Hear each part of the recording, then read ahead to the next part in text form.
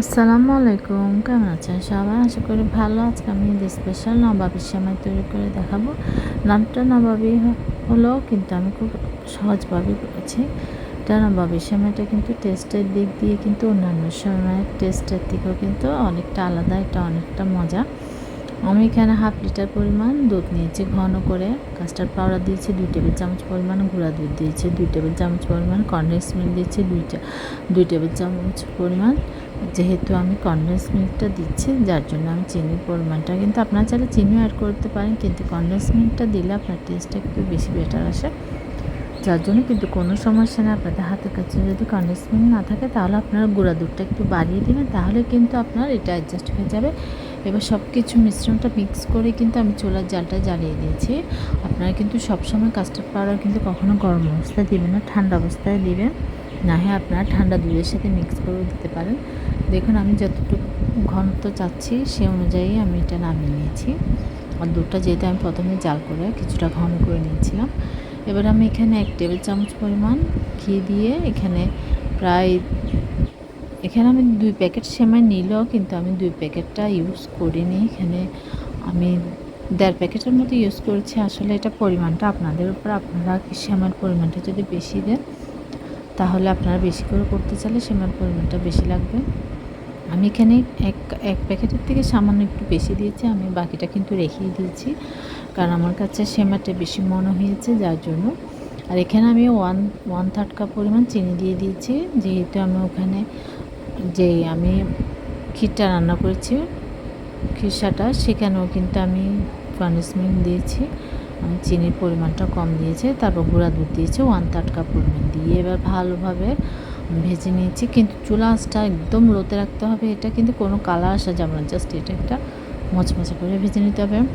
তারপর আমি উঠিয়ে সামান্য অল্প পরিমাণে রেখে দিয়েছি একটু কালারফুল করার জন্য। আমি এখানে অরেঞ্জ ফুড কালার দিয়ে কালার করছি। আপনারা চাইলে কালারটা ইউজ নাও করতে পারেন, সরাসরি সেমাইটাই রাখতে পারেন।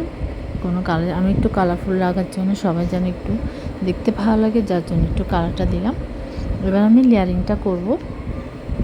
আমি কিন্তু বলেছি আমি সবটা সেমাই কিন্তু ইউজ করিনি, কারণ আমার কাছে সেমাইয়ের থেকে মালাইটা কম মনে হয়েছে এবং সেমাইটা বেশি মনে হয়েছে, যার জন্য এটা খেতে ভালো লাগবে না তখন, ওই জন্য আমি সেমাইটা কম দিয়েছি।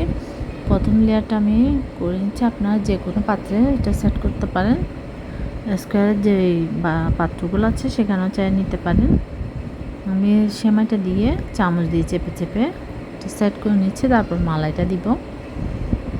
দেখুন কীভাবে করছে। আসলে যারা নতুন ফার্স্ট টাইম তৈরি করছেন, তারাও কিন্তু এটা তৈরি করতে পারেন। এটা এতটাই সহজ, আর এটা মানে খুবই ঝটপটভাবে হয়ে যায়। আপনার অল্প উপকরণ দিয়ে কিন্তু হয়ে যায়, আহামরি কোনো কিছু লাগে না, যার জন্যই এটা সহজ। এবার আমি মালাইটা দিয়ে দিলাম। দেখুন অনেকটা পরিমাণ মালাই দিচ্ছি, যেহেতু বাসায় তৈরি করছি, সবাই যেন খেয়ে খুবই মজা পায়। এটা প্রতিটা লেয়ারে যেন মালাইগুলো পড়ে খাওয়ার সময়, যার জন্য আমি মালাইটা কিন্তু বেশি পরিমাণে দিচ্ছি। দেখুন আমি এবার সেমাইটা আবার দিয়ে দিচ্ছি, লেয়ারিংটা করছি।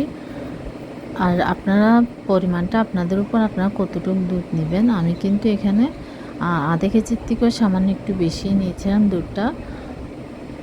আপনারা যদি মালাইটা একটু বেশি করতে চান, তাহলে আপনারা এটা বেশি নেবেন, ডবল নেবেন, আর কম হলে কম পড়বে।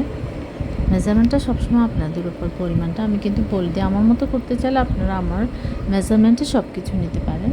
এবার আমি আবার দিয়ে দিয়েছি সেমাইটা, দিয়ে আমি আবার ভালোভাবে চেপে দিয়েছি।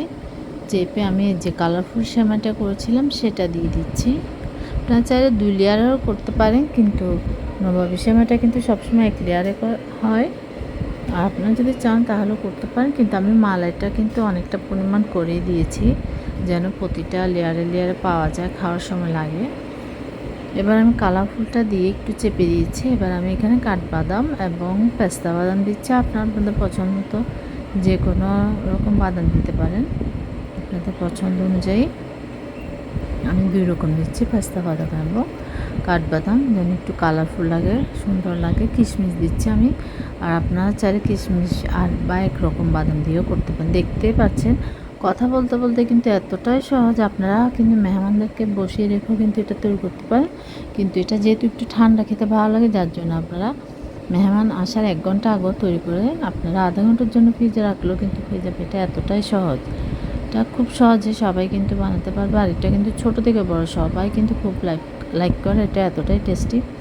ট্রাস্ট মি, আপনারা একবার হলো এই ঝটপট এই সহজ ক্রিম ছাড়া আপনারা কীভাবে এই সহজে নবাবী সেমাইটা তৈরি করবেন সেই রেসিপিটি করে দেখিয়েছি।